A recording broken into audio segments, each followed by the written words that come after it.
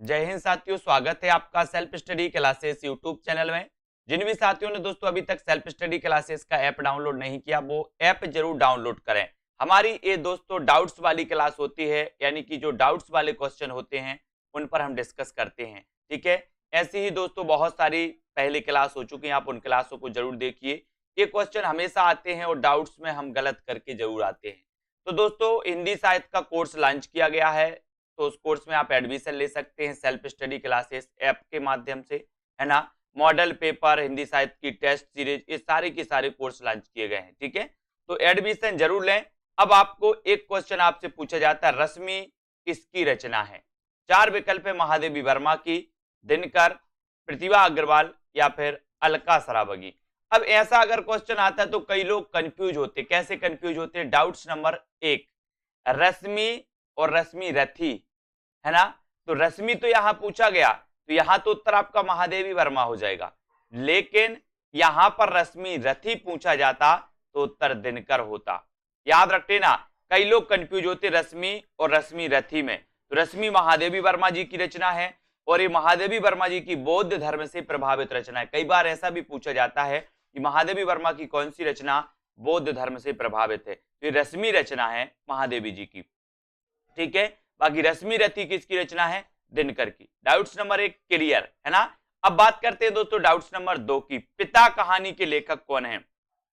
दोस्तों ये तीन लेखकों के द्वारा एक कहानी लिखी गई, जिनमें देखें अपन, ज्ञान रंजन की भी पिता कहानी है, महीप सिंह की भी पिता कहानी है और धीरेन्द्र अस्थाना की भी दोस्तों पिता कहानी है। तो आपको याद रखने ना, बोले पिता ज्ञान देते हैं तो ज्ञान रंजन, है ना।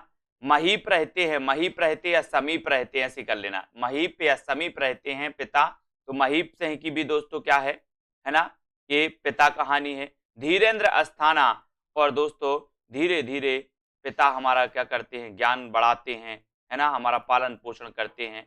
तो धीरेन्द्र अस्थाना की भी पिता कहानी, तीनों की है, कंफ्यूज नहीं होना कभी, कहानी है और है ना। ज्ञान रंजन जी की पिता कहानी, महीप सिंह की पिता कहानी है और धीरेन्द्र अस्थाना की भी पिता कहानी है। ठीक है, तो अब आपसे पूछा जाएगा पिता कहानी के लेखक कौन है, तो इन तीन में से एक विकल्प आपके सामने आएगा, उसमें उत्तर आपको टिक करना होगा। ठीक है, डाउट्स नंबर दो आपका क्लियर। बढ़ते हैं दोस्तों अगले क्वेश्चन की ओर, वसीयत नाटक के लेखक कौन है? वसीयत नाटक। अब यहां भी दोस्तों डाउट्स आपके लिए होता है, क्योंकि जो वसीयत नाटक है, ये वसीयत नाटक दो लेखकों का है, एक तो भगवती चरण वर्मा और दूसरे नाग बोडस। ठीक है, तो आपसे जब पूछा जाएगा कि वसीयत नाटक के लेखक कौन है, तो या तो भगवती चरण वर्मा आपके ऑप्शन में होगा या फिर नाग बोडस आपके ऑप्शन में होगा। ठीक है, दोनों ऑप्शन में नहीं आएगा। आपको याद रख लेना कि वसीयत नाटक के लेखक कौन है? भगवती चरण वर्मा और नाग बोडस। बोले नाग की वसीयत भगवती को सौंप दी, नाग की वसीयत किसको सौंप दी? भगवती को। तो नाग बोडस और भगवती चरण वर्मा दोनों का नाटक है वसीयत। ठीक है, तो डाउट्स नंबर तीन क्लियर है ना। अगला क्वेश्चन है दोस्तों, अगला जो अपना डाउट्स है, तीसरा हाथी नाटक के लेखक कौन है? एक क्वेश्चन पूछा जाता है अंधों का हाथी और दूसरा क्वेश्चन पूछा जाता है तीसरा हाथी, दोनों में कंफ्यूजन होता है, तीसरा हाथी और अंधों का हाथी। ठीक है, तो यहां से याद रख लेना, तीसरा हाथी ये दोस्तों किसका है? रमेश बख्शी का, ये रमेश बख्शी का नाटक है, जबकि अंधों का हाथी जो नाटक है वो शरद जोशी का है। अब याद रख लेना, बोले अंधों का हाथी जोश में आ गया, अंधों का हाथी काय में आ गया? जोश में आ गया, है ना। और तीसरा हाथी है, बोले रमेश बख्शी का ये तीसरा हाथी है ना। एक हाथी, दो हाथी, तीसरा हाथी, तो रमेश बख्शी का तीसरा हाथी है। ठीक है, शरद जोशी अंधों का हाथी।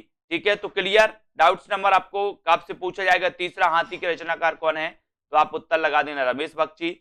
आपसे पूछा जाएगा अंधों का हाथी की रचनाकार कौन है, तो आप उत्तर लगाना शरद जोशी। ठीक है, बात कर लेते हैं दोस्तों, और एक और है दोस्तों पागल हाथी। पागल हाथी एक लघु कथा है प्रेमचंद जी की, पागल हाथी। ठीक है, तो पागल हाथी को भी आपको याद रख लेना। अब एक क्वेश्चन और पूछा जाता है दोस्तों, डाउट्स नंबर 5, अभिमान मेरु किसे कहा जाता है? कई बार पूछा गया। अब दोस्तों यहां पर एक तो मेरु आ गया, मेरु, तो बहुत सारे लोग क्या लगा देते हैं? मेरु तुंग लगा देते हैं, लेकिन ऐसा नहीं करना। अभिमान मेरु पुष्पदंत ने स्वयं को अभिमान मेरु कहा था, है ना। पुष्पदंत ने स्वयं को क्या कहा था, अभिमान मेरु कहा था। तो अभिमान मेरु कहा जाता है पुष्पदंत को, है ना। अपभ्रंश का भवभूति कहा जाता है पुष्पदंत को। याद रख लेना। इनकी एक रचना आपने पढ़ी होगी दोस्तों, महापुराण। महापुराण दोस्तों जिसमें 63 शलाका पुरुषों का वर्णन किया गया है। तो पुष्पदंत को अभिमान मेरु कहा जाता है, ना कि मेरु तुंग को। कंफ्यूज नहीं होना, यहाँ मेरु आया तो बहुत सारे, लगभग मान के चलो कि 50% लोग तो मेरु तुंग लगा कर आते, जिनको नहीं पता होता। ठीक है, तो दोस्तों इसी प्रकार से अपनी ये डाउट्स क्लियर्स वाली के लिए क्लास चलती है।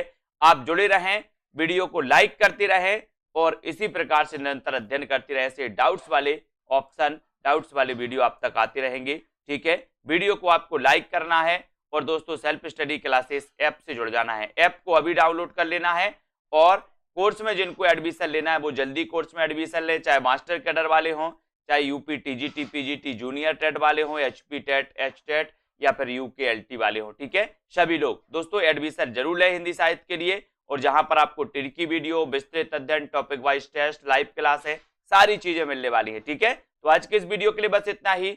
जय हिंद।